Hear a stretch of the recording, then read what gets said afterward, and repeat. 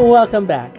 My name is MyLinda Butterworth, and today we read the last two chapters of The Life and Adventures of Santa Claus by L. Frank Baum.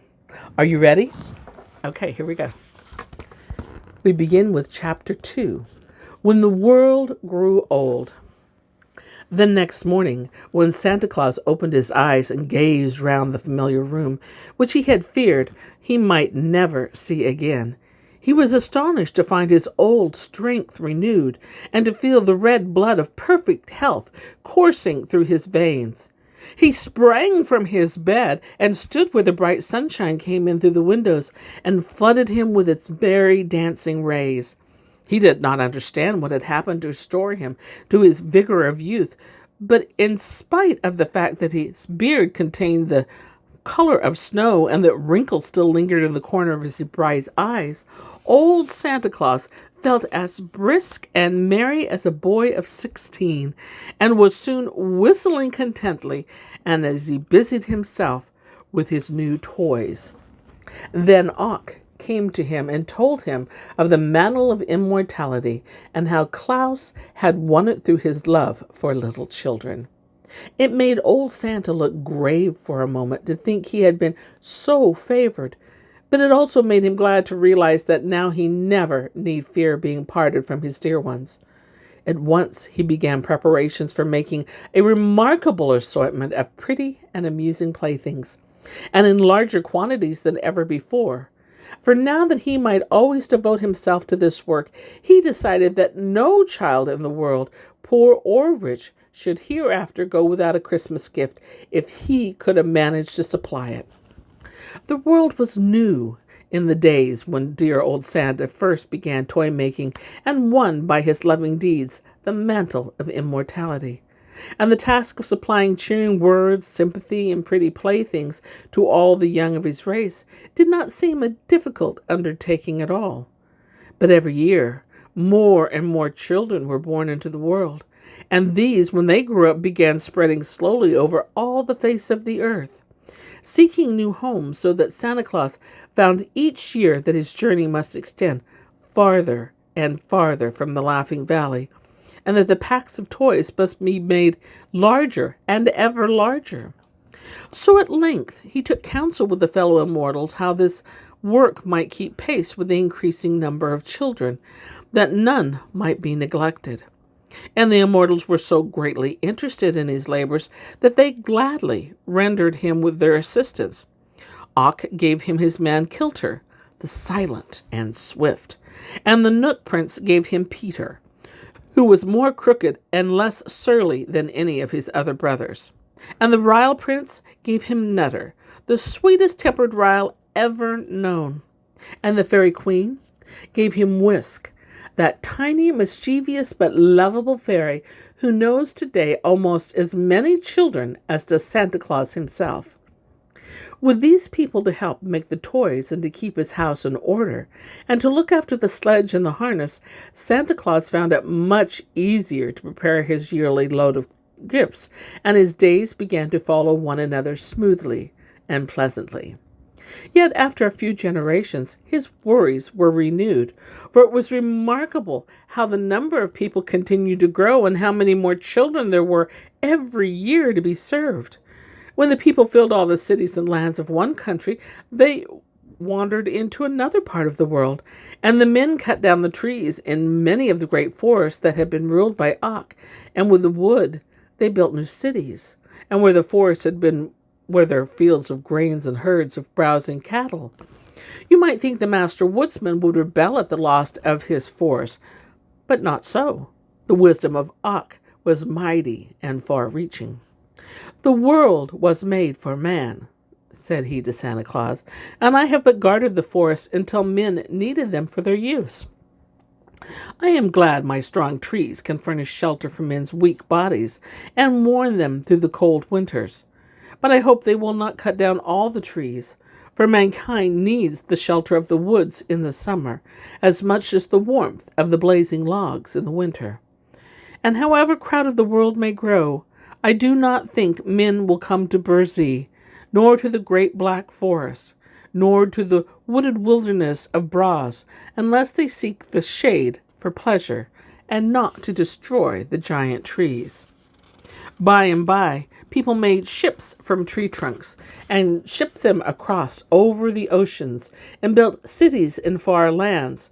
But the oceans made little difference to the journeys of Santa Claus. His reindeer sped over the water as swiftly as over land, and his sledge headed from east to west and from north to south. And they followed in the wake of the sun. So that as the earth rolled slowly over, Santa Claus had all 24 hours to encircle it each Christmas Eve, and the speedy reindeer enjoyed these wonderful journeys more and more. So year after year, and generation after generation, and century after century, the world grew older, and the people became more numerous, and the labors of Santa Claus steadily increased. The fame of his good deeds spread to every household where children dwelt, and all the little ones loved him dearly, and the fathers and the mothers honored him for the happiness he had given them when they were too young, and the aged grandsires and granddames remembered him with tender gratitude and blessed his name. Chapter 3. The Deputies of Santa Claus. However, there was one evil following in the path of civilization that caused Santa Claus a vast amount of trouble before he discovered a way to overcome it. But fortunately, it was the last trial he had to undergo. One Christmas Eve, when his reindeer had leaped to the top of a new building, Santa Claus was surprised to find that the chimney had been built much smaller than usual. But he had no time to think about it just then, so he drew in his breath and made himself as small as possible and slid down the chimney. I had to be at the bottom by this time, he thought, as he continued to slip downward, but no fireplace of any sort met his view. And by he reached the very end of the chimney, which was in the cellar. This is odd, he reflected, and much puzzled by this experience. If there is no fireplace, what on earth is the chimney good for? Then he began to climb out again and found it hard work, the space being so small.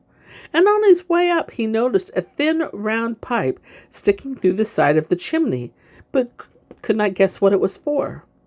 Finally, he reached the roof and said to the reindeer, "There was no need of my going down that chimney, for I could find no fireplace through which to enter the house. I fear the children who live there must go without the playthings this Christmas." Then he drove on, but soon came to another house with another small chimney. This caused Santa Claus to shake his head doubtful, but he tried the chimney nevertheless and found it exactly like the one before. Moreover, he was nearly stuck fast in the narrow flue and tore his jacket trying to get out again. So although he came to several such chimneys that night, he did not venture to descend any of them. "What in the world are people thinking of to build such useless chimneys?" he exclaimed. "In all the years I have traveled with my reindeer, I have never seen the like of this." True enough, but Santa Claus had not then discovered that stoves had been invented and were fast coming into use. When he did find it out, he wondered how the builders of those houses could have so little consideration for him, when they knew very well it was his custom to climb down the chimneys and the inner houses by way of the fireplaces. Perhaps the men who built these houses had outgrown their own love for toys and were indifferent whether Santa Claus called on their children or not. Or what was the explanation? The poor children were forced to bear the burden of grief and disappointment. The following year, Santa Claus found more and more of these new-fashioned chimneys that had no fireplaces, and the next year still more. The third year, so numerous had the narrow chimneys become, he even had a few toys left in his sledge that he was unable to give away because he could not get to the children. The matter had now become so serious that it worried the great man greatly, and he decided to talk it over with Kilter and Peter and Nutter and Whisk. Kilter already knew something about it, for it had been his duty to run around in all the houses just before Christmas and gather up the notes and letters to Santa Claus that the children had written, telling what they wished to put in their stockings or hung in the Christmas trees. But Kilter was a silent fellow, and seldom spoke of what he saw in the cities and villages. The others were very indignant. Those people act as if they do not wish the children to be made happy, said Peter in a vexed tone. The idea of shutting out such a generous friend as this for their little ones. But it is my intention to make the children happy, whether their parents wish it or not, returned Santa Claus. Years ago, when I first began making toys, children were even more neglected by their parents than they are now. So I have learned to pay no attention to the thoughtless or selfish parents, but to consider only the longings of the child. You are right, my master, said Nutter the Ryl. Many children would lack a friend if you do not consider them and try to make them happy. Then, declared the laughing Whisk, we must abandon any thought of using these new-fashioned chimneys, but become burglars and break into the houses some other way. What way would that be? Asked Santa Claus. Why, walls of brick and wood and plaster are nothing to fairies.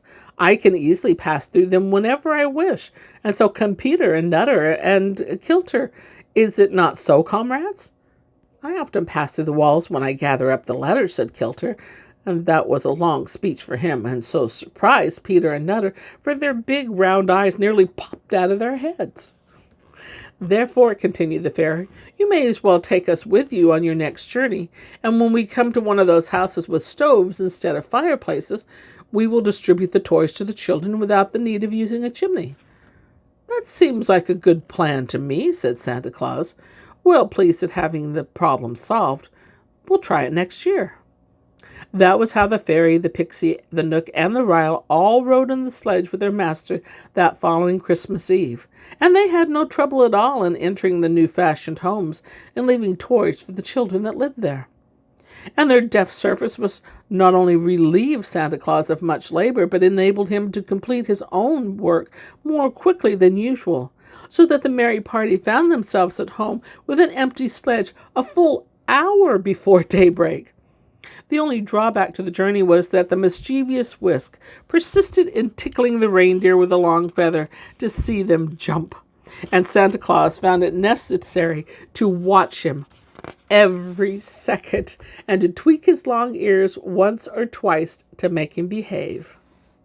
But taking all together, the trip was a great success, and to this day the four little folk always accompany Santa Claus on his yearly ride and help him in the distribution of his gifts. But the indifference of parents, which had so annoyed the good saint, did not continue very long, and Santa Claus soon found they were really anxious he should visit their homes on Christmas Eve and leave presents for their children. So to lighten his task, which was becoming very difficult indeed, old Santa decided to ask the parents to assist him. Get your Christmas trees all ready for my coming, he said to them, and then I shall be able to leave the presents without loss of time, and you can put them on the trees when I am gone. And to others he said, see that the children's stockings are hung up in readiness for my coming, and then I can fill them as quick as a wink.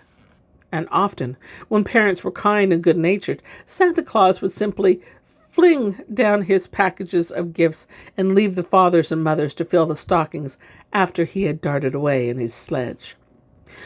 I will make all parents my deputies, cried the jolly old fellow, and they shall help me do my work.